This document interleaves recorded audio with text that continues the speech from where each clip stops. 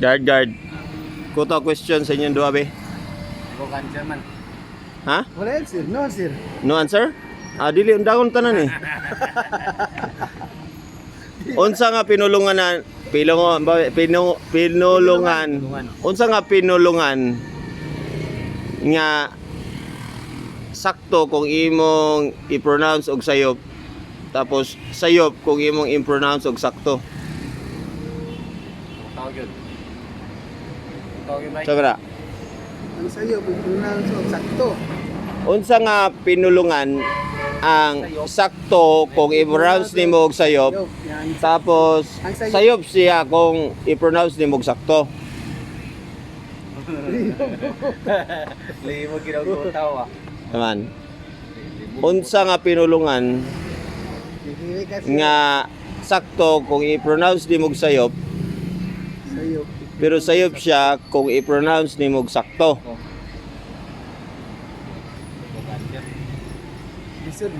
Lisod kaya na. Kaya man sir. Sakto kung i-pronounce nimo og sayop. Pero sayop siya kung i-pronounce nimo og sakto.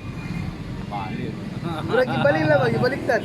Pero ang problema, paglibog ka. Unsa na siya nga pulong? Word. One word. Bisaya. Lisod yun.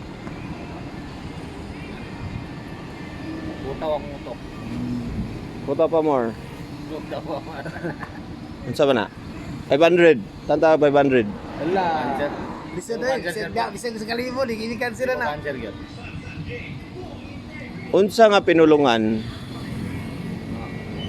nga sakto kung i-pronounce nimo og sayop.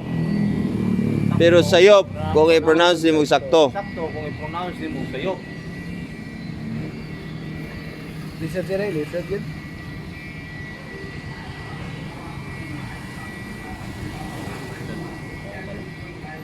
Good. One word siya. One word na answer. 2 syllables. Nga Bisaya. Siklo. 5 letters. Na letter P. Na ay letter P. Sakto siya kung i-pronounce nimo og sayop, pero sayop siya kung i-pronounce nimo og sakto. Libog yun. Ikaw, Bart.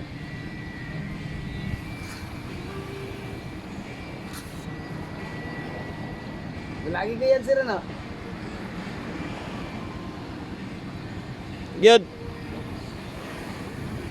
5 letters. Starts with the letter S.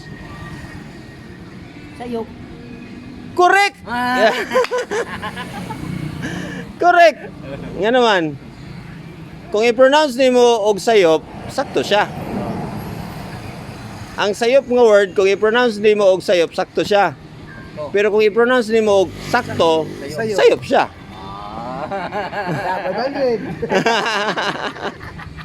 Utang.